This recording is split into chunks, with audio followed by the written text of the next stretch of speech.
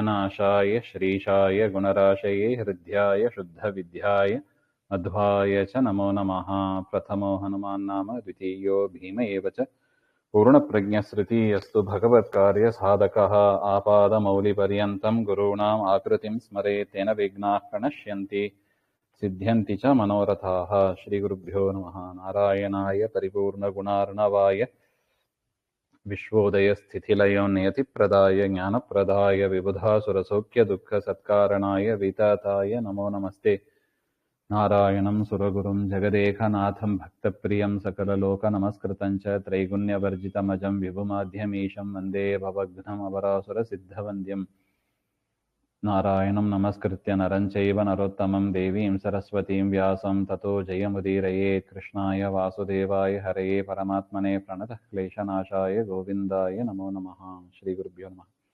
ಶ್ರೀಮನ್ ಮಹಾಭಾರತ ತಾತ್ಪರ್ಯನಿರ್ಣಯ 32ನೇ ಅಧ್ಯಾಯದಲ್ಲಿ 101ನೇ ಶ್ಲೋಕ. ಕುತಃ ಪರಬ್ರಹ್ಮ ಸದೃಶಾಂ ಸಶುದ್ಧ ಸತ್ಕರ್ಮಣಾಂ ಕೃಷ್ಣಪರಾಯಣಾನಾಂ ಪರೇಣ ಯೋಗೇನ ವಿಸೃಷ್ಟತನ್ವಾಂ ದುಃಖಂ ಭವೇದ್ ದೇವವರಾಧಿಪಾನಾಂ.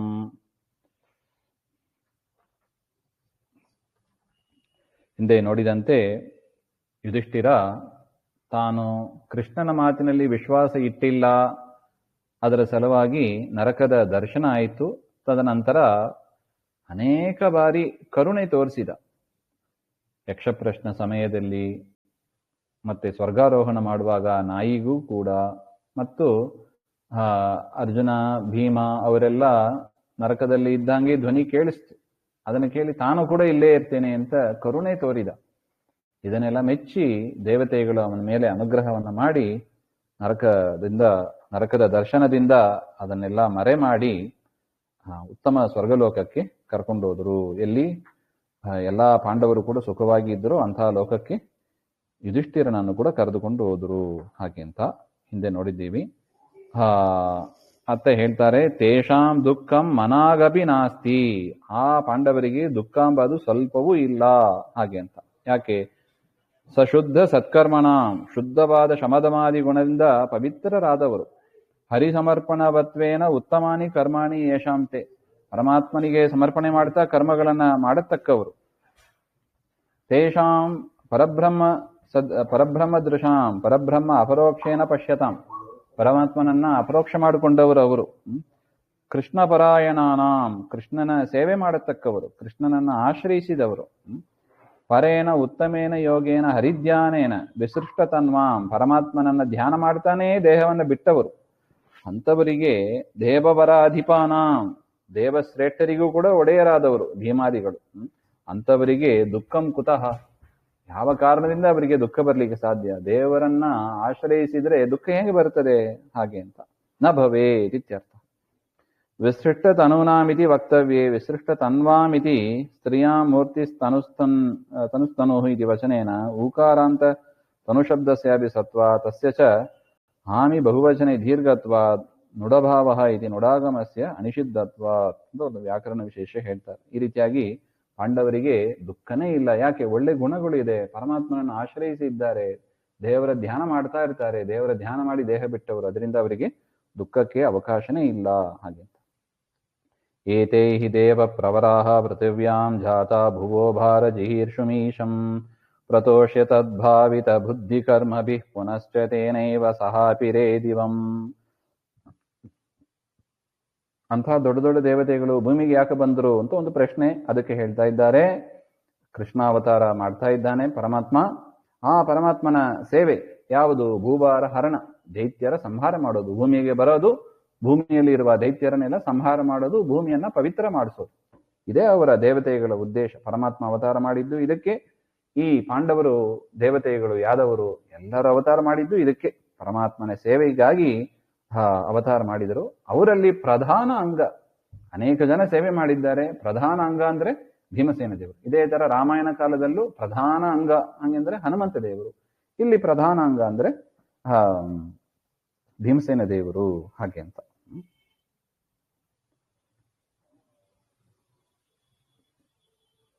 ನಾರಾಯಣೇ ಭಾವಿತಾನಿ ಸ್ಥಾಪಿತಾನಿ ಚ ತಾನಿ ಬುದ್ಧಿ ಕರ್ಮಾಣಿ. ನಾರಾಯಣನಲ್ಲೇ ಮನಸ್ಸಿಟ್ಟವರು, ನಾರಾಯಣಗಾಗಿ ಕರ್ಮಗಳನ್ನು ಮಾಡುವವರು. ತಾವು ದುಷ್ಟರ ಸಂಹಾರ ಮಾಡಿ ನೋಡ್ತೀವಿ ನೋಡಿ, ಭೀಮಸೇನ ದೇವರು ದುಶ್ಯಾಸನನ ಸಂಹಾರ ಮಾಡುವಾಗ ಮನ್ಯುಸೂಕ್ತ ಮಂತ್ರವನ್ನು ಕಂಡುಕೊಂಡ್ರು. ಅಂತಹ ಅದ್ಭುತವಾದ ವಿಷ್ಣು ಭಕ್ತಿಯನ್ನ, ವಿಷ್ಣುವಿಗಾಗಿಯೇ ಎಲ್ಲಾ ಕರ್ಮಗಳನ್ನು ಮಾಡತಕ್ಕವರು ಹಾಗೆ ಅಂತ. ಅಂತಹ ನಾರಾಯಣನಿಂದ ಪ್ರೇರಿತೈಹಿ ಬುದ್ಧಿಭಿಹಿ, ಪರಮಾತ್ಮ ಅವರ ಒಳಗಿದ್ದು ಅವರ ಅಂತಃಕರಣವನ್ನ ಪ್ರೇರಣೆ ಮಾಡ್ತಾನೆ. ಅದರಿಂದ ಶುದ್ಧವಾದ ಕರ್ಮಗಳನ್ನ ಅವರು ಮಾಡ್ತಾನೆ ಇರ್ತಾರೆ. ಅವರ ಯೋಗ್ಯತೆ, ಅವರ ಪ್ರಾಚೀನ ಕರ್ಮ ಎಲ್ಲ ಹಾಗಿರುತ್ತದೆ. ಪ್ರತೋಷ್ಯ ಸಂತೋಷ್ಯ ಪುನಶ್ಚ ಶ್ರೀಕೃಷ್ಣ ಸ್ವಲೋಕ ಗಮನಾನಂತರಂ ತೇನೇವ ಕೃಷ್ಣೇನೇವ ಸಹ ದಿವಂ ಸ್ವರ್ಗಂ ಆಪಿರೇ. ಕೃಷ್ಣ ಪರಂಧಾಮಕ್ಕೆ ಹೋದ ಮೇಲೆ ತಾವು ಕೂಡ ತಮ್ಮ ಜವಾಬ್ದಾರಿಯನ್ನೆಲ್ಲ ಪರೀಕ್ಷಿತರಾಜನಿಗೆ ಕೊಟ್ಟು ಅವರು ಕೂಡ ತಮ್ಮ ತಮ್ಮ ಲೋಕಕ್ಕೆ ಹೊಂದಿದ್ದಾರೆ. ಕೃಷ್ಣನಿಗಾಗಿ ಅವತಾರ ಮಾಡಿದವರು, ಕೃಷ್ಣಾವತಾರ ಮುಗಿದ ಕೂಡಲೇ ಅವರು ಕೂಡ ತಮ್ಮ ತಮ್ಮ ಲೋಕಕ್ಕೆ ಹೋದರು. ಪೃಥಿವ್ಯಾಂ ಭೀಮಾದಯ ನ ಸ್ಥಿತ ಇತಿ ಭಾವ. ಕೃಷ್ಣಾವತಾರ ಆದ ಮೇಲೆ ಭೀಮಾದಿಗಳ ಅಸ್ತಿತ್ವ ಭೂಮಿಯಲ್ಲಿ ಇಲ್ಲ ಅಂತ ಅರ್ಥ. ನತೇ ನೃಪಾದ್ಯಾಪಿ ಹಿಮಾನುಷೋ ಗತೋ ಭಾವಸ್ತತೋ ದ್ವೇಟಿ ಸುಯೋಧನಾದಿನ್ ನಿಮಜ್ಯ ತದ್ವಿಷ್ಣು ಪದೋದಕೇತ್ರ ವಿಸೃಜ್ಯ ದೇಹಂ ಭಜ ದೇವ ಭಾವಂ. ಹೇ ನೃಪ, ಅದ್ಯಾಪಿ ಅಧುನಾಪಿ ತೇ ಮಾನುಷಾಃ ವಾಸನಾ ನ ಗತಾಃ ಮಾನುಷಭಾವಾದೇವ ಸುಯೋಧನಾದೀನ್ ದ್ವೇಷಸೆ.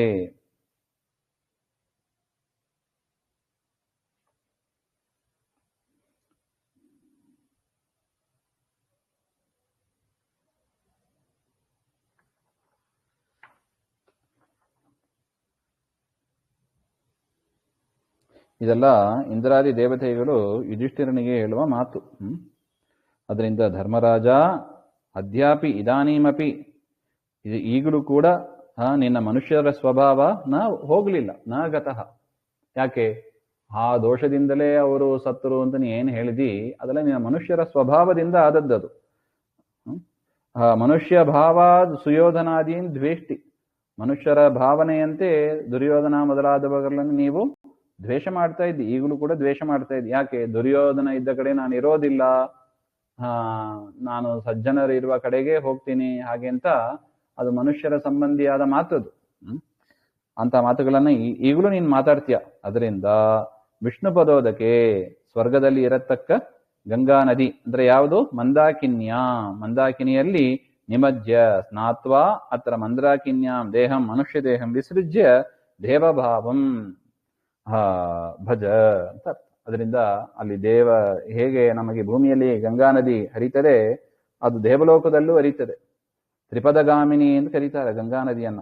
ಆ ವಿಷ್ಣುಪಾದೋದಕವಾದ ಸ್ವರ್ಗದಲ್ಲಿ ಇರತಕ್ಕ ಮಂದಾಕಿನಿಯಲ್ಲಿ ಸ್ನಾನ ಮಾಡಿ ನಿನ್ನ ಶರೀರವನ್ನ ಬಿಟ್ಟು ಮನುಷ್ಯರ ಭಾವವನ್ನು ಬಿಡು, ದೇವತ್ವ ಭಾವವನ್ನು ಹೊಂದು ಹಾಗೆ ಅಂತ ದೇವತೆಗಳು ಹೇಳ್ತಾರೆ. ಅದರಿಂದ ನಿನಗೆ ಇಂಥ ದುರ್ಯೋಧನನ ಮೇಲೆ ದ್ವೇಷ ಇತ್ಯಾದಿಗಳು ಇದೆ ಹಾಗೆ ಅಂತ.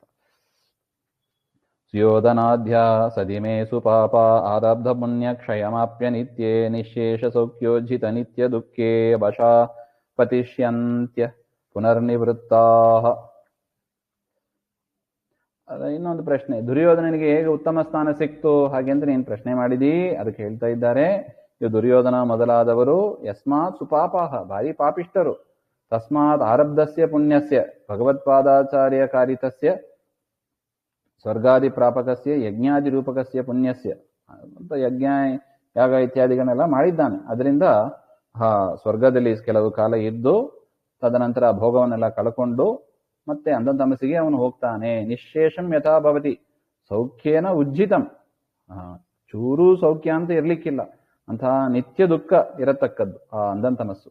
ಅಲ್ಲಿಗೆ ಹೋಗಿ ವಿಷ್ಣು ವಶಾಹ ಪುನರ್ನಿವೃತ ನ ಭವಂತಿ, ಪರಮಾತ್ಮನ ವಶದಲ್ಲಿ ಇದ್ದು ಅವ್ರು ಯಾರು ಮತ್ತೆ ಭೂಮಿಗೆ ಬರೋದಿಲ್ಲ. ಅದು ನಿತ್ಯ ನರಕ, ಅಲ್ಲೇ ಒದ್ದಾಡ್ಬೇಕು, ಅಲ್ಲೇ ಬೀಳ್ತಾರೆ. ಏತಸ್ಮಿನ್ನೇವ ಅರ್ಥೆ ಭಗವತ್ಪಾದೈ ಅನ್ಯತ್ರ ಪ್ರಮಾಣ ಉದಾಹೃತಂ. ಏ ಭಗವದಾಚಾರ್ಯೈ ಸಮ್ಯಕ್ ಯಜ್ಞಾದಿ ಕುರ್ವತೆ ಬಹಿರ್ಮುಖಾಃ ಭಗವತೋ ನಿವೃತ್ತಾಶ್ಚ ವಿಕರ್ಮಣಃ ದಕ್ಷಿಣಾತರ್ಪಿತಾನಾಂ ತು ಯಾಚಾರ್ಯಾನಾಂ ತು ತೇಜಸ ಯಾಂತಿ ಸ್ವರ್ಗಂ ಪುನಃಕ್ಷಿಪ್ರಂ ತಮೋಂಧಂ ಯಾಂತಿ ಸಂಶಯ. ಗೀತಾ ತಾತ್ಪರ್ಯದಲ್ಲಿ ಆಚಾರ ಒಂದು ಮಾತು ಹೇಳ್ತಾ ಇದ್ದಾರೆ. ಚೆನ್ನಾಗಿ ಯಜ್ಞಗಳನ್ನೆಲ್ಲ ಮಾಡ್ತಾರೆ ಬಹಿರ್ಮುಖವಾಗಿ, ಆದರೆ ಒಳಗೆ ಪರಮಾತ್ಮನ ದ್ವೇಷ ಇತ್ಯಾದಿಗಳನ್ನ ಮಾಡ್ತಾರೆ. ಅಂಥವರು ಕೆಲವು ಕಾಲ ಸ್ವರ್ಗಾದಿಗಳಲ್ಲಿ ಇದ್ದರೂ ಕೂಡ ತದನಂತರ ಅವರು ತಮಸ್ಸಿಗೆ ಹೋಗಿ ಬೀಳ್ತಾರೆ. ಅದರಿಂದ ವೇಷ ಹಾಕೊಂಡು ಬೇರೆಯವ್ರನ್ನ ಮೋಸ ಮಾಡುವುದಕ್ಕಾಗಿ ನಾವು ಕರ್ಮಗಳನ್ನ ಕಲಿಂಕ ನೀತಿ ಅಂತ ಏನು ಹೇಳಿದ್ರು ಮೊದಲು, ಅದೇ ಹಾಗೆ ಬಹಿರ್ಮುಖ ಗೋವ್ಯಾಘ್ರ ಮುಖ ಅಂತ ಹೇಳ್ತಾರೆ ನೋಡಿ. ಹೊರಗೆ ಮಾತ್ರ ಅಷ್ಟೇ ಗೋವು, ಒಳಗೆ ಅವನು ವ್ಯಾಘ್ರ. ಹಂಗಿರಬಾರ್ದು. ಕಾಯೇನ ವಾಚ ಮನಸ ಶುದ್ಧವಾಗಿ ಇರ್ಬೇಕು ನಾವು. ಇದು ಸಜ್ಜನರ ಲಕ್ಷಣ ಇದು. ಅದರಿಂದ ಮನಸ್ಸಿನಲ್ಲಿ ಮಾಡುವ ವಿಚಾರ ಒಂದು, ಹೊರಗೆ ತೋರಿಸುವ ಕಾರ್ಯ ಒಂದು, ಹಂಗಾಗಬಾರ್ದು ಹಾಗೆ ಅಂತ. ದುರ್ಯೋಧನಾದಿಗಳು ಹಂಗ ಮಾಡಿದ್ರು, ದುಷ್ಟರು ಹಂಗ ಮಾಡ್ತಾರೆ. ಅದರಿಂದ ಅವರು ತಮಸ್ಸಿಗೆ ಹೋಗೇ ಹೋಗ್ತಾರೆ ಅಂತ ಯುಧಿಷ್ಠಿರನ ಪ್ರಶ್ನೆಗೂ ಕೂಡ ಇಂದ್ರಾದಿ ದೇವತೆಗಳು ಉತ್ತರ ಕೊಟ್ಟರು. ದೇವಾಂಶ ಜಾಯೇತು ಸಮಸ್ತಶಸ್ತೆ ಸ್ವಮೂಲ ರೂಪಂ ಸಮವಾಪ್ಯ ಕಾಲೇ ಸ್ವತಾರತಮ್ಯಾನುಸೃತಾಂ ವಿಮುಕ್ತಿಂ ಪ್ರಾಪ್ಸ್ಯಂತಿ ನಾತ್ರಾಪಿ ವಿಚಾರ್ಯಮಸ್ತಿ. ಇನ್ನು ಏ ದೇವಾಂಶಜಾಹ, ದೇವತೆಗಳ ಸ್ವರೂಪರಾದವರು ಅವರೆಲ್ಲರೂ ಕೂಡ ಮೂಲ ರೂಪಂ ಪ್ರಾಪ್ಯ, ಮೂಲ ರೂಪವನ್ನು ಹೊಂದಿ, ಕಾಲೆ ಅಂದ್ರೆ ಬ್ರಹ್ಮ ಪ್ರಳಯ ಕಾಲದಲ್ಲಿ, ಬ್ರಹ್ಮದೇವರಿಗೆ ಯಾವಾಗ ಲಯ ಆಗ್ತದೆ, ಮುಖ್ಯ ಲಯ ಅಂತ ಕರೀತಾರೆ ಇದನ್ನು, ಮಹಾಲಯ ಅಂತ. ಮಹಾಲಯ ಅಂದ್ರೆ ಈ ಮಹಾಲಯ ಅಂತಲ್ಲ, ಅದಲ್ಲ, ಮಹಾಪ್ರಳಯ ಕಾಲ ಅಂತ ಅರ್ಥ. ಮಹಾಪ್ರಳಯ ಕಾಲದಲ್ಲಿ ಸ್ವತಾರತಮ್ಯಾನುಸಾರೇನ, ತಮ್ಮ ತಾರತಮ್ಯ, ತಮ್ಮ ಯೋಗ್ಯತೆಗೆ ತಕ್ಕಂತೆ ಸುರತಾಂ ವಿಮುಕ್ತಿಂ ಪ್ರಾಪ್ಸ್ಯಂತಿ, ಮೋಕ್ಷವನ್ನು ಪಡೆಯುತ್ತಾರೆ. ಈ ವಿಚಾರದಲ್ಲಿ, ಈ ವಿಷಯದಲ್ಲಿ ವಿಚಾರ ಮಾಡಲಿಕ್ಕೆ ಏನೂ ಇಲ್ಲ ಹಾಗೆ. ಯಾಕೆ? ಪ್ರಮಾಣದಿಂದ ನಿಶ್ಚಿತವಾಗಿದೆ. ಅದರಿಂದ ಇದರಲ್ಲಿ ಸಂಶಯಕ್ಕೆ ಅವಕಾಶನೇ ಇಲ್ಲ ಅಂತ ಅರ್ಥ. ಇತ್ಯುಕ್ತ ಆಶ್ವೇವ ನಿಮಜ್ಜ ಗಂಗಾಂ ಧರ್ಮಾತ್ಮಜಸ್ತತ್ರ ವಿಸೃಜ್ಯ ದೇಹಂ ಸದ್ಯೋ ಭವೌ ದೇವಮವಾಪ್ಯ ಕಾಯಂ ವಿಸೃಷ್ಟರೋಷಾದಿ ಸಮಸ್ತ ದೋಷಃ. ಈ ರೀತಿಯಾಗಿ ಯುಧಿಷ್ಠಿರನಿಗೆ ಎಲ್ಲರೂ ಹೇಳಿದಾಗ ಅವರು ಹೇಳಿದ ಪ್ರಕಾರ ಗಂಗಾ, ಮಂದಾಕಿನಿ ಅಂದ್ರೆ ಗಂಗಾ ನದಿ, ದೇವಲೋಕದಲ್ಲಿದ್ದ ಗಂಗಾ ನದಿಯಲ್ಲಿ ಸ್ನಾನ ಮಾಡಿ ಮನುಷ್ಯ ಶರೀರವನ್ನು ಬಿಟ್ಟು ಸದ್ಯ ತದಾನೀಮೇವ, ಆಗಲೇ ದೈವತ್ವಂ ಅಂದ್ರೆ ದೇವತಾ ಸಂಬಂಧಿ ಕಾಯಂ, ದೇವತಾ ಸಂಬಂಧಿ ಶರೀರವನ್ನು ಪಡೆದು ವಿಸೃಷ್ಟ ರೋಷಾದಿ ಸಮಸ್ತ ದೋಷ, ಅವನಿಗೇನು ದುರ್ಯೋಧನ ಮುಂತಾದವರ ಮೇಲೆ ಏನು ಸಿಟ್ಟು ಇತ್ತು ಅದೆಲ್ಲವೂ ಕೂಡ, ಕೋಪ ಎಲ್ಲವೂ ಹೋಯ್ತು. ಸಂತ್ಯಕ್ತಾ ರೋಷಾದಯ ಕೋಪಾದಯ, ಎಲ್ಲ ದೋಷವೂ ಹೋಗಿ ಅವನು ಯುಧಿಷ್ಠಿರನು ಕೂಡ ಅಂದ್ರೆ ಯಮಧರ್ಮರಾಜನ ಕೂಡ ಶೋಭಿಸ್ತಾ ಇದ್ರು ಅಂತ. ಸತು ಪ್ರಪಶ್ಯನ್ ಸ್ವಜನಂ ಸಮಸ್ತಂ ಸನ್ಮೂಲ ರೂಪಾದಿ ಸಮೀಪ ಸಂಸ್ಥಂ ದದರ್ಶ ಭೀಮಂ ಚ ಮರುತ್ ಸಮೀಪೆ ಮಧ್ಯೆ ಜ್ವಲಂತಂ ಮರುದಾಂ ಗಣಸ್ಯ. ಇನ್ನು ಉಳಿದ ದೇವತೆ ಪಾಂಡವರು ಯಾರು ಮೂಲ ರೂಪಕ್ಕೇನು ಸೇರಲಿಲ್ಲ. ಅವ್ರನ್ನೆಲ್ಲ ನೋಡ್ತಾನೆ ಧರ್ಮರಾಜ. ಅವರೆಲ್ಲರೂ ಎಲ್ಲಿ ಇದ್ರು? ತಮ್ಮ ತಮ್ಮ ಮೂಲ ರೂಪಕ್ಕೆ ಪಕ್ಕದಲ್ಲೇ ಇದ್ದರಂತೆ. ಭೀಮಸೇನ ದೇವರು ವಾಯುದೇವರ ಪಕ್ಕದಲ್ಲಿ ಇದ್ದರಂತೆ, ಶೋಭಿಸ್ತಾ ಇದ್ರು. ಮರುತಾಂಗಣಸ್ಯ, ಮರುದ್ಗಣ ಮಧ್ಯದಲ್ಲಿ ಶೋಭಿಸ್ತಾ ಇದ್ರು ಹಾಗೆ. ದದರ್ಶ ಕೃಷ್ಣಾಮಪಿ ತತ್ಸಮೀಪೆ ಶ್ರಿಯಾ ಜ್ವಲಂತೀಂ ಸಮತೀತ್ಯ ಚಾನ್ಯಾಹ ಸ್ಪೃಷ್ಟುಂ ಚ ಸಂಸ್ಕಾರ ವಶಾದಿ ಏಷ ನಿಷಿಧ್ಯ ತಂಪ್ರಾಹ ಸುರಾಧಿರಾಜಃ. ತತ್ಸ್ಯ ಭೀಮಸ್ಯ ಸಮೀಪೆ, ಭೀಮಸೇನ ದೇವರ ಸಮೀಪದಲ್ಲಿ ಕಾಂತಿಯಿಂದ ಕೂಡಿದವರಾಗಿ ಶೋಭಿಸ್ತಾ ಪ್ರಕಾಶಮಾನವಾಗಿ ಇರುವ ಪಾರ್ವತ್ಯಾದ್ಯಾಹ ಸಮತೀತ್ಯ ದೂರೀಕೃತ್ಯ ಜ್ವಲಂತೀಂ, ತಮ್ಮ ಪಾರ್ವತಿ ಮುಂತಾದವರನ್ನೆಲ್ಲ ದೂರ ಸರಿಸಿ, ಅಂದ್ರೆ ಕೇವಲ ಭಾರತೀ ದೇವಿ ಮಾತ್ರ ಅಂತ ಅರ್ಥ.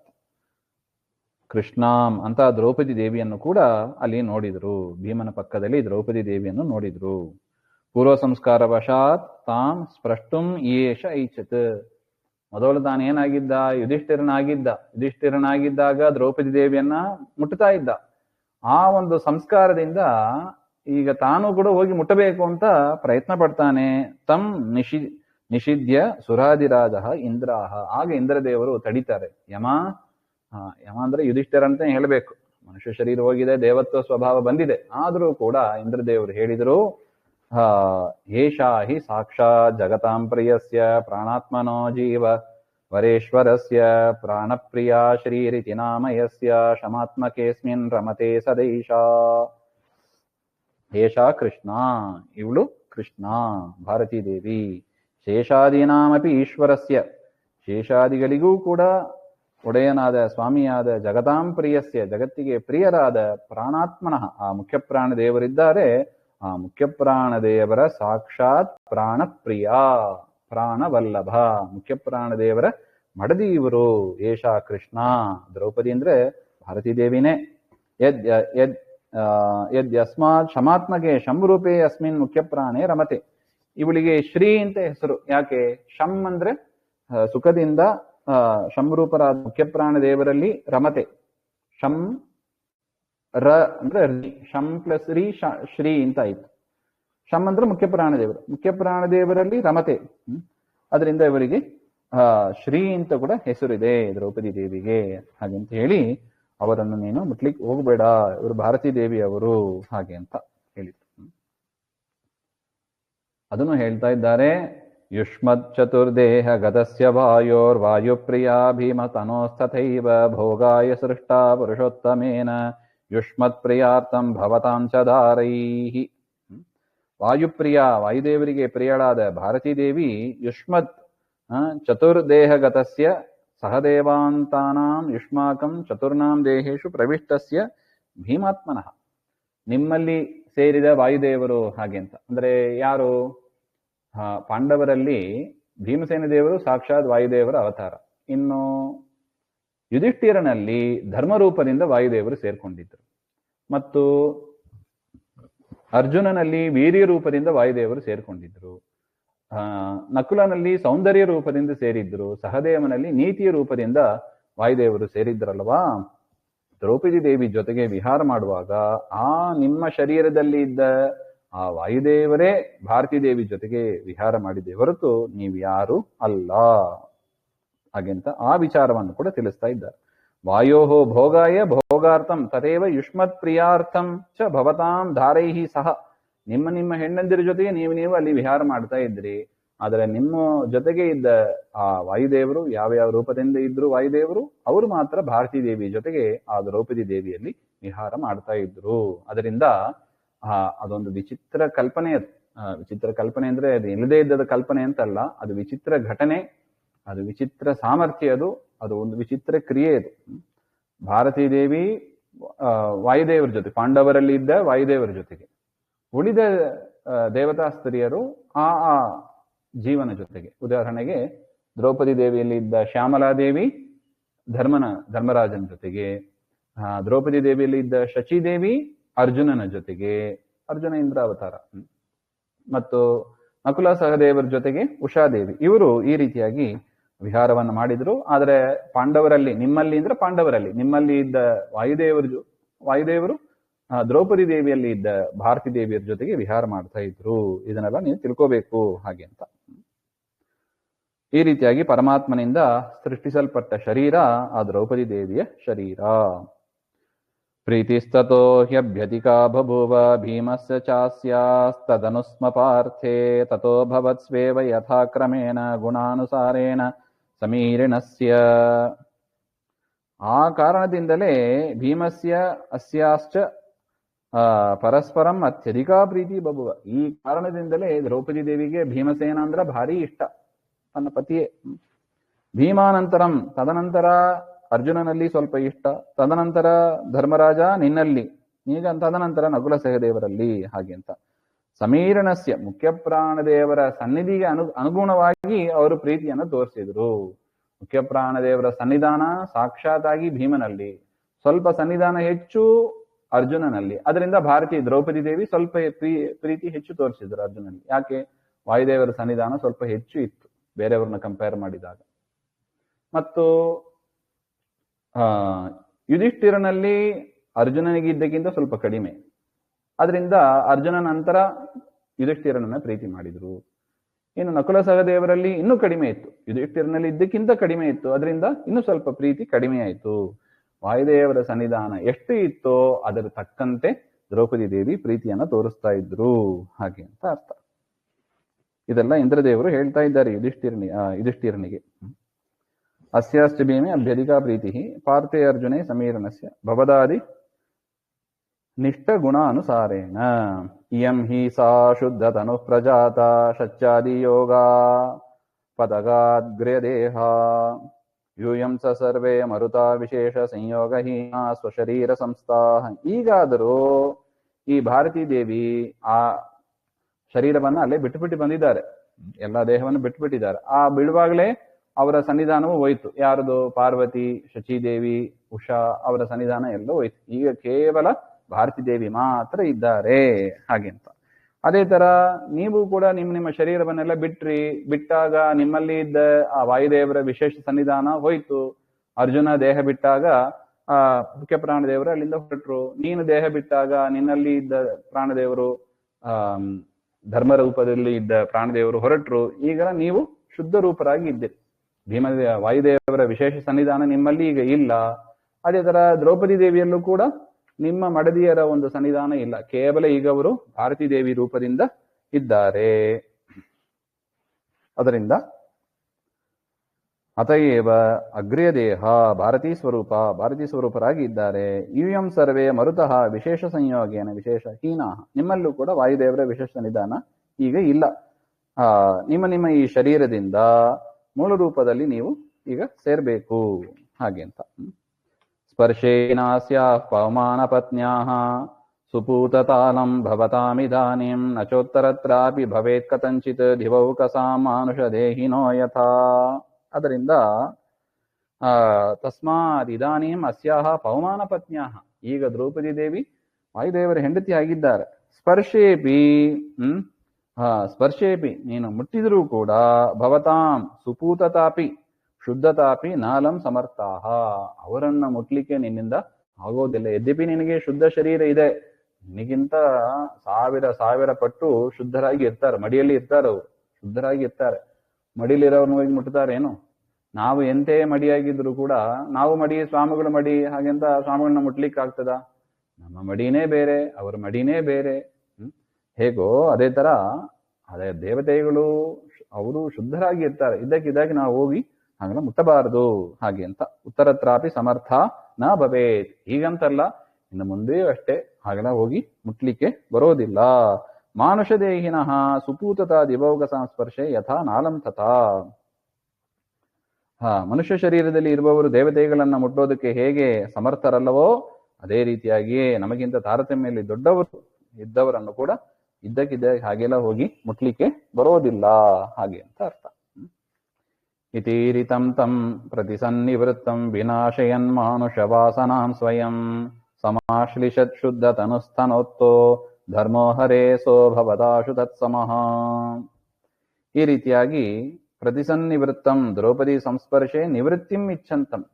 ಇಷ್ಟು ಹೇಳಿದ ಮೇಲೆ ಆ ಯುಧಿಷ್ಠಿರನಿಗೆ ನೋಡಿ, ಇದೆ ಮನುಷ್ಯ ಸಂಸ್ಕಾರ ಅಂತ ಹೇಳೋದು. ಸಂಸ್ಕಾರ ವಶದಿಂದ ಅದು ಹಾಗೇ ಆ ಮೈಂಡ್ ಟ್ರೈನ್ ಆಗಿರುತ್ತದೆ. ಅದನ್ನೆಲ್ಲ ಕರೆಕ್ಟ್ ಮಾಡ್ಕೋತಾ ಬಂದ ಯುಧಿಷ್ಠಿರ ಮಾಡಿ ಸ್ವಯಂ ಧರ್ಮ ಸ್ವಯಂ ಯಮದೇವರು ಸಮಾಶ್ರಿತ ಯಮದೇವರನ್ನು ಹೋಗಿ ಆಲಿಂಗನ ಮಾಡಿಕೊಂಡ್ರಂತೆ. ಮಾನುಷ ವಾಸನ ಯುಧಿಷ್ಠಿರಸ್ಯ ಮಾನುಷ ಸಂಸ್ಕಾರಂ ವಿನಾಶಯನ್. ಅವರಲ್ಲಿದ್ದ ಮಾನುಷ ಸಂಸ್ಕಾರ, ಮಾನುಷ ವಾಸನೆ ಅದೆಲ್ಲವೂ ಕೂಡ ಅದಕ್ಕೆ ಹೇಳಿದ್ದು ನೋಡಿ. ಮನುಷ್ಯರಾಗಿ ಹುಟ್ಟೋದು ಅಂದ್ರೆ ಹೀನಾಯ ಜನ್ಮ ಇದು. ಯಾಕೆ? ಏನೋ ಕೆಟ್ಟ ಕೆಟ್ಟ ಕೆಲಸಗಳು ಆಗಿರುತ್ತವೆ ಇಲ್ಲಿ. ಮೇಲಕ್ಕೆ ಹೋದಾಗಲೂ ಅದರ ವಾಸನೆ ಇರುತ್ತದೆ. ಅದರಿಂದಲೇ ಹೇಳೋದು ಶುದ್ಧ ಕರ್ಮ ಮಾಡ್ರಿ ಹಾಗೆ ಅಂತ. ಯುಧಿಷ್ಠಿರ ವಿದ್ಯಮಾನಂ ಮಾನುಷ ಸಂಸ್ಕಾರಂ ವಿನಾಶಯನ್. ನಾಶ ಆಗಿ ಸಮಾಶ್ಲಿತ ಯಮದೇವರನ್ನ ಆಲಿಂಗನ ಮಾಡ್ಕೋತಾರೆ. ಸಹ ಯುಧಿಷ್ಠಿರ ಅಪಿ ಶುದ್ಧ ತನುಹು ಮನುಷ್ಯ ಸಂಸ್ಕಾರ ರಹಿತ. ಮನುಷ್ಯ ಸಂಸ್ಕಾರ ಇಲ್ಲದವರಾಗಿ ಶುದ್ಧ ತನುವಿನಿಂದ ಸಮೀಚೀನ ಜ್ಞಾನ ವಿಸ್ತಾರ ಸನ್ನಾಶು ಶೀಘ್ರೇಣ ತತ್ಸಮಃ ತಸ್ಯ ಯಮಸ್ಯ ಸಮಃ ಸದೃಶಃ ಅಭವತ್. ಕೆಲವೇ ಕ್ಷಣಗಳಲ್ಲಿ ಆ ಮಾನುಷ ಸಂಸ್ಕಾರವನ್ನೆಲ್ಲ ಮರೆತು ಒಳ್ಳೆ ವಿದ್ಯೆಯನ್ನು ಪಡ್ಕೊಂಡು ಯಮದೇವರಿಗೆ ಎಷ್ಟು ಜ್ಞಾನ ಭಕ್ತಿಯಾದಿಗಳಿದೆಯೋ ಅಷ್ಟೇ ಜ್ಞಾನ ಭಕ್ತಿಯಾದಿಗಳನ್ನ ಆ ಯುಧಿಷ್ಠಿರ ಶರೀರದಲ್ಲೂ ಕೂಡ ಅವರು ಪಡೆದರು ಹಾಗೆಂತ ಹೇಳ್ತಾರೆ. ತತಸ್ತು ಪಾರ್ಥ ಅಖಿಲ ಸ್ವಮೂಲ ರೂಪೈ ಸಹೈವಾವಿಷುರ್ ಮುದಾನ್ವಿತಾಃ ಸ್ವೀಯಾನಿ ಧಾಮಾನಿ ತತೋಪ್ಯನೂನ ಭೋಗ ಸದಾರಾನ್ಯವಸಂಶ್ಚ ತತ್ರ. ತದನಂತರ ಎಲ್ಲರೂ ಕೂಡ ತಮ್ಮ ತಮ್ಮ ಮೂಲ ರೂಪದಲ್ಲಿ ಸೇರ್ತಾರೆ. ಭೀಮಸೇನ ದೇವರು ವಾಯು ರೂಪದಲ್ಲಿ, ದ್ರೌಪದಿ ದೇವಿ ಭಾರತೀಯಲ್ಲಿ, ಮತ್ತು ಇಂದ್ರದೇವರಲ್ಲಿ ಅರ್ಜುನ, ಯುಧಿಷ್ಠಿರ ಯಮನಲ್ಲಿ, ನಕುಲ ಸಹದೇವರು ಅಶ್ವಿನಿ ದೇವತೆಗಳಲ್ಲಿ ಈ ಕ್ರಮದಲ್ಲಿ ಮೂಲ ರೂಪದಲ್ಲಿ ಸೇರ್ತಾರೆ, ಐಕ್ಯವನ್ನು ಪಡೆದರು ಅಂತ ಅರ್ಥ. ಸಧಾರಾಹ ಸಭಾರ್ಯಾಹ ಅನೇನ ಅನೂನ ಭೋಗಾಹ ಸ್ವಮೂಲ ರೂಪ ಸಮಾನ ಭೋಗ ತತ್ರ ಸ್ವದತ್ಮನಿ ನ್ಯವಸಂಶ್ಚ. ಅಲ್ಲಿಂದಲೇ ಹೊರಗೆ ಬಂದಿದ್ರು, ಮತ್ತೆ ಒಂದು ಅಂಶದಿಂದ ಹೊರಗೆ ಬಂದಿದ್ರು, ಆ ಅಂಶ ಮತ್ತೆ ವಾಪಸ್ ಅಲ್ಲಿಗೆ ಹೋಗಿ ಸೇರಿತ್ತು ಅಂತ ಅರ್ಥ. ಅದಾದ ಮೇಲೆ ಭೋಗ ಎಲ್ಲವೂ ಕೂಡ ಸಮಾನವಾಯಿತು. ಮೂಲ ರೂಪದಲ್ಲಿ ಎಷ್ಟು ಭೋಗ ಜ್ಞಾನ ಸುಖ ಇತ್ತೋ ಆ ಅಂಶಕ್ಕೂ ಕೂಡ ಅಷ್ಟೇ ಸುಖ ಜ್ಞಾನ ಭೋಗ ಎಲ್ಲವೂ ಇತ್ತು ಹಾಗೆ ಅಂತ.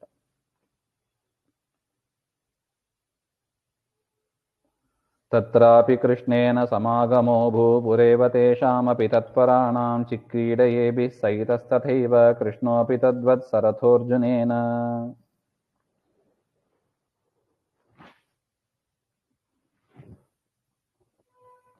ತತ್ಪರಾಣಾಂ ಎಲ್ಲರೂ ಕೂಡ ಕೃಷ್ಣ ಪರಾಯಣ ಕೃಷ್ಣನಲ್ಲಿ ಮನಸ್ಸಿಟ್ಟವರಾಗಿ ಕೃಷ್ಣನ ಮೇಲೆ ಭಾರಿ ಭಕ್ತಿಯನ್ನು ಮಾಡ್ತಾ ಇದ್ದರು. ಅದೇ ತರ ಸ್ವರ್ಗದಲ್ಲೂ ಕೂಡ ಕೃಷ್ಣೇನ ಸಹ ಸಮಾಗಮ ಅಲ್ಲೂ ಕೂಡ ಕೃಷ್ಣ ಒಂದು ರೂಪದಿಂದ ಬಂದು ಅವ್ರ ಜೊತೆಗೆ ಇದ್ದ. ತಥೈವ ಪೂರ್ವಂ ಯಥಾ ತಥೈವ ಏಭಿಹಿ ಪಾರ್ಥೈಹಿ ಚಿಕ್ರೀಡೆ, ಮೊದಲು ಭೂಮಿಯಲ್ಲಿ ಪಾಂಡವರ ಜೊತೆಗೆ ಹೇಗೆ ಇದ್ದನೋ ಅದೇ ರೀತಿಯಾಗಿ ಅಲ್ಲೂ ಕೂಡ ಅವರ ಜೊತೆಗೆ ಕ್ರೀಡೆ ಮಾಡುತ್ತಾ ರಮಿಸ್ತಾ ಇದ್ದ. ಸರತಃ ಸನ್ ಅರ್ಜುನೇನಾಪಿ ಕೃಷ್ಣ ತದ್ವದ್ ಇಂದ್ರಪ್ರಸ್ಥೌ ಯಥಾ ತಥಾ ಚಿಕ್ರೀಡೆ, ಹೇಗೆ ಇಂದ್ರಪ್ರಸ್ಥದಲ್ಲಿ ರಥದಲ್ಲಿ ಇಂದ್ರ ಅರ್ಜುನ ಮತ್ತು ಕೃಷ್ಣ ಹೇಗೆ ವಿಹಾರ ಮಾಡಿದರೋ ಅದೇ ರೀತಿಯಾಗಿ ಅಲ್ಲೂ ಕೂಡ ಸ್ವರ್ಗದಲ್ಲೂ ಕೂಡ ವಿಹಾರವನ್ನು ಮಾಡಿದರು ಅಂತ ಅರ್ಥ. ಅನ್ಯೇ ಚ ದೇವಾಂಶ ಭವಾ ಸಮಸ್ತಾಃ ಸ್ವಮೂಲ ರೂಪೈಕ್ಯಂ ಅವಾಪುರಾಶು ಕರ್ಮಕ್ಷಯಾದೇವ ಸುರೇತರಾಸ್ತು ಪುಣ್ಯಕ್ಷಯಂ ಪ್ರಾಪ್ಯ ಭುವಿ ಪ್ರಜಾತಾಃ ಚತುಸ್ಸಹಸ್ರಂ ತ್ರಿಶತೋತ್ತರಂ ತೇ ಸಂವತ್ಸರಾಣಾಂ ಅನುಭೂಯ ದಿವ್ಯಾನ್ ಭೋಗಾನ್ ನರತ್ವೇಪಿ ಸದೇಶ್ವರೋ ಅಹಂ ಅಸಜ್ಜಗಚ್ಚೇತಿ ಧಿಯಾಪ್ನುವನ್ಸ್ತಮಃ. ಅನ್ಯಃ ಪಾರ್ಥೇಭ್ಯಃ ಅನ್ಯಃ, ಇನ್ನು ಪಾಂಡವರನ್ನ ಬಿಟ್ಟು ಉಳಿದ ದೇವತೆಗಳು ಇದ್ದರಲ್ಲ, ದ್ರೋಣರು ಅಂದ್ರೆ ಬೃಹಸ್ಪತಿ ಆಚಾರ್ಯರು, ಭೀಷ್ಮ ಹಾಗೆಂದ್ರೆ ದ್ಯುನಾಮಕ ವಸು, ಅಷ್ಟವಸುಗಳಲ್ಲಿ ಒಬ್ಬರು, ಇವೇ ಮೊದಲಾದ ಅನೇಕ ದೇವತೆಗಳು ಅವರು ಕೂಡ ಭೂಮಿಗೆ ಬಂದಿದ್ದರಲ್ವಾ. ಎಲ್ಲರೂ ಕೂಡ ಸ್ವರೂಪಾಂಶಾವತಾರ ಸಮಸ್ತಾಹ ಸರ್ವೇ ಆಶು ತದಾನೀಮೇವ ಸ್ವಮೂಲ ರೂಪ ಐಕ್ಯತ್ವ ಮಾಪುಹು, ಎಲ್ಲರೂ ತಮ್ಮ ತಮ್ಮ ಮೂಲ ರೂಪದ ಜೊತೆಗೆ ಐಕ್ಯವನ್ನ ಪಡೆದರು ಅಂತ ಹೇಳ್ತಾರೆ. ಕರ್ಮಕ್ಷಯ ತತ್ತನ್ ಮಾನುಷ ದೇಹ ಪ್ರಾರಬ್ಧ ಕರ್ಮಣ ಭೋಗೇನ ಕ್ಷೀಣತ್ವಾತ್, ಅವರಿಗೆ ಅಷ್ಟು ವರ್ಷಕಾಲ ಮನುಷ್ಯ ಜನ್ಮ ಬರಬೇಕು ಅಂತ ಪ್ರಾರಬ್ಧ ಇತ್ತು. ಉಳಿದ ದೇವತೆಗಳಿಗೆಲ್ಲ ಅಷ್ಟು ಪ್ರಾರಬ್ಧ ಮುಗೀತು, ಮನುಷ್ಯ ಜನ್ಮ ಪಡಿಬೇಕಾದ ಪ್ರಾರಬ್ಧ ಮುಗೀತು. ಅದರಿಂದ ಅವರೆಲ್ಲರೂ ಕೂಡ ಮೂಲ ರೂಪಕ್ಕೆ ಸೇರಿದರು ಅಂತ ಅರ್ಥ. ಇನ್ನು ಸುರೇತರಾಹ, ದೇವತೆಗಳನ್ನು ಬಿಟ್ಟು ಉಳಿದವರು ಯಾರು, ಅಸುರರು ಅಂತ ಅರ್ಥ. ಅವರು ಕೂಡ ಭೂಮಿಗೆ ಬಂದಿದ್ರು, ಎಲ್ಲರೂ ಮೃತರಾದರು ಅಂತ ನೋಡಿದೀವಿ ಅಲ್ವಾ. ಅಸುರಾಹ ದುರ್ಯೋಧನ ಮೊದಲಾದವರು ದಿವ್ಯಾನ್ ಭೋಗಾನ್ ಅನುಭೂಯ, ಅವರು ಅನೇಕ ಯಜ್ಞಾದಿಗಳನ್ನ ಮಾಡಿದರು ಮತ್ತು ಯುದ್ಧ ಮಾಡಿ ಸತ್ತಿದ್ದಾರೆ, ಮೃತರಾಗಿದ್ದಾರೆ. ಅದರಿಂದ ಅವರಿಗೆ ಸ್ವಲ್ಪ ಕಾಲ ಸ್ವರ್ಗಲೋಕದಲ್ಲಿ ಇದ್ದು ಭೋಗವನ್ನ ಅನುಭವಿಸಿ ವೀರಸ್ವರ್ಗ ಅಂತ ಕರೀತಾರೆ. ಆ ವೀರಸ್ವರ್ಗದಲ್ಲಿ ಆ ಪುಣ್ಯ ಇದ್ದಷ್ಟು ಕಾಲ ಅಲ್ಲಿ ಭೋಗವನ್ನು ಅನುಭವಿಸಿ, ಅದು ಬ್ಯಾಂಕಲ್ಲಿ ಹಣ ತೆಗೆದಂಗೆ ಅದು ಪುಣ್ಯ ಖರ್ಚಾಗಿ ಹೋಗ್ತದೆ. ಡೆಪಾಸಿಟ್ ಮಾಡಿರ್ತೀವಿ, ವಿಡ್ರಾ ಮಾಡ್ತಾ ಮಾಡ್ತಾ ಹೇಗೆ ಹಣ ಬ್ಯಾಂಕಲ್ಲಿ ಖರ್ಚಾಗ್ತದೋ ಅದೇ ತರ ಪುಣ್ಯ ಬಲದಿಂದ ಭೋಗ ಮಾಡಿದಷ್ಟು ಆ ಪುಣ್ಯ ಎಲ್ಲ ಒಟ್ಟೋಗ್ತದೆ. ಸುಖ ಪಟ್ಟಷ್ಟು ಆ ಭೋಗಗಳು ಮಾಡಿದ ಅದು ಪುಣ್ಯ ಒಟ್ಟೋಗ್ತದೆ. ಮತ್ತೆ ಹೋಗಿ ಬ್ಯಾಂಕಲ್ಲಿ ಕೇಳಿದರೆ ದುಡ್ಡು ಇಲ್ಲ ಅಂತ ಹೇಳಿಬಿಡ್ತಾರೆ. ಅದೇ ತರ ಪುಣ್ಯ ಕ್ಷಯ ಆಗಿಬಿಡುತ್ತೆ. ಭೋಗ ಮಾಡಿದಷ್ಟು ಪುಣ್ಯ ಕ್ಷಯ ಆಗಿ ಅಲ್ಲಿ ಸ್ವರ್ಗಲೋಕದಲ್ಲಿ ಇರ್ಲಿಕ್ಕೆ ಆಗೋದಿಲ್ಲ, ಹೋಗಿ ಬನ್ನಿ ಅಂತ ಕಳಿಸ್ಬಿಡ್ತಾರೆ. ಅದೇ ತರ ಅಸುರರಿಗೆ ಆ ಪಾಠ ಆಯ್ತು. ಹಾಗೆ ಸುರೇತರಾಸ್ತು ಸಂವತ್ಸರಾನ ತ್ರಿಶತೋತ್ತರೆ ಶತತ್ರಯಾದಿಕೆ ಚತುಸ್ಸಹಸ್ರೆ, ಅಂದ್ರೆ 4300 ವರ್ಷ ಆದ ಬಳಿಕ ಪುನಃ ಭುವಿ ಪ್ರಜಾತಾಹ, ಮತ್ತೆ ಅವರೆಲ್ಲರೂ ಕೂಡ ಭೂಮಿಯಲ್ಲಿ ಹುಟ್ಟುತ್ತಾರೆ ಅಂತ ಹೇಳ್ತಾರೆ. ಅಂದ್ರೆ ಕೆಲವು ವರ್ಷ ಕಾಲ ಸ್ವರ್ಗದಲ್ಲಿ ಇದ್ದು ತದನಂತರ ಆ ಅಸುರರೆಲ್ಲ ಮತ್ತೆ ಭೂಮಿಗೆ ಹುಟ್ಟುತ್ತಾರಂತೆ ಅಂತ ಹೇಳ್ತಾರೆ. ತತ್ರ ನರತ್ವೇಪಿ ಸದಾ ಅಹಮೇವ ಈಶ್ವರ ಜಗದ್ ಅಸತ್ಯಂ ಇತಿ ಧಿಯಾ ಜ್ಞಾನೇನ ತಮಃ ಆಪ್ನುವನ್. ತದನಂತರ ಭೂಮಿಯಲ್ಲಿ ನರರಾಗಿ ಮನುಷ್ಯರಾಗಿ ಹುಟ್ಟಿ ಅವರ ವಿಚಾರ ಏನಿರುತ್ತದೆ, ನಾನೇ ದೇವರು, ಅಹಂ ಬ್ರಹ್ಮಾಸ್ಮಿ, ನಾನೇ ಈಶ್ವರನಾಗಿದ್ದೇನೆ, ಜಗತ್ತು ಅಸತ್ಯ, ಈ ಜಗತ್ತೆಲ್ಲ ಸುಳ್ಳು ಹಾಗೆ ಅಂತ ಆ ಒಂದು ವಿಚಾರ ಉಪಾಸನೆ ಮಾಡ್ತಾ ಆ ಒಂದು ಬುದ್ಧಿಯಿಂದ ಅವರು ತಮಃ ಆಪ್ನುವನ್ ತಮಸ್ಸನ್ನು ಪಡೆಯುತ್ತಾರೆ ಹಾಗೆ.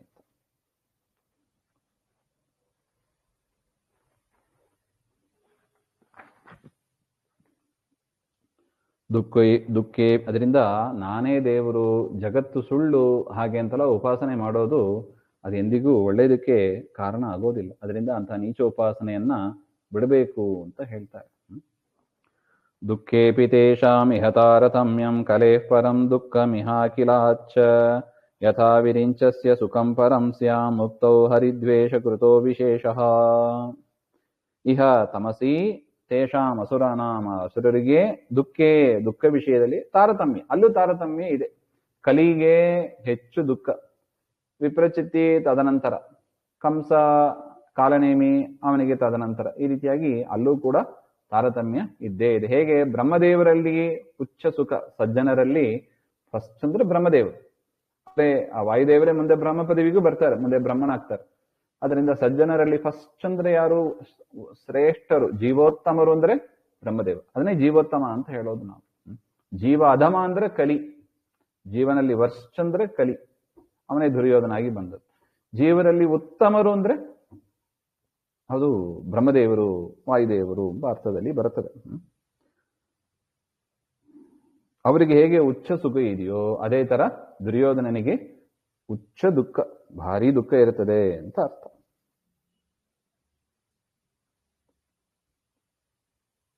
ಕಲೇಹೇ ದುಃಖಂ ಯಥಾ ಮುಕ್ತೌ ವಿರಿಂಚಸ್ಯ, ಮೋಕ್ಷದಲ್ಲಿ ಬ್ರಹ್ಮದೇವರಿಗೆ ಹೇಗೆ ಉತ್ತಮವಾದ ಸುಖ, ಭಕ್ತಿಕೃತ, ಪರಮಾತ್ಮನಲ್ಲಿ ಭಕ್ತಿ ಮಾಡಿದ್ರು ಅದರಿಂದ ಅಷ್ಟು ವಿಶಿಷ್ಟವಾದ ಸುಖ.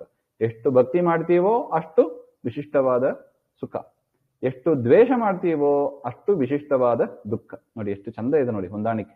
ಭಕ್ತಿ ಮಾಡಿದರೆ ಸುಖ, ದ್ವೇಷ ಮಾಡಿದರೆ, ವಿರೋಧ ಮಾಡಿದರೆ ದುಃಖ. ಇಲ್ಲೂ ನಮಗೂ ಅಷ್ಟೇ, ಸಂಸಾರದಲ್ಲೂ ನಾವು ದುಃಖ ಪಡ್ತಾ ಇದ್ದೇವೆ. ಯಾಕೆ? ದೇವರ ವಿರೋಧ ಮಾಡಿದ್ದಕ್ಕೆ. ಕಲಿಯಷ್ಟು ನಾವು ವಿರೋಧ ಮಾಡಿಲ್ಲ, ಆದರೆ ದೇವರನ್ನ ಮರೆಯೋದು, ದೇವರ ಶಾಸ್ತ್ರವನ್ನ ಕೇಳದೇ ಇರೋದು, ಅರ್ಥ ಮಾಡಿಕೊಳ್ಳದೇ ಇರೋದು, ಮಕ್ಕಳಿಗೆ ಮೊಮ್ಮಕ್ಕಳಿಗೆ ಓದಿಸದೇ ಇರೋದು, ಸನ್ಮಾರ್ಗದಲ್ಲಿ ಕರೆದೊಯ್ಯದೇ ಇರೋದು, ಇದೆಲ್ಲ ನಾವು ಮಾಡತಕ್ಕ ದೇವರ ವಿರೋಧ.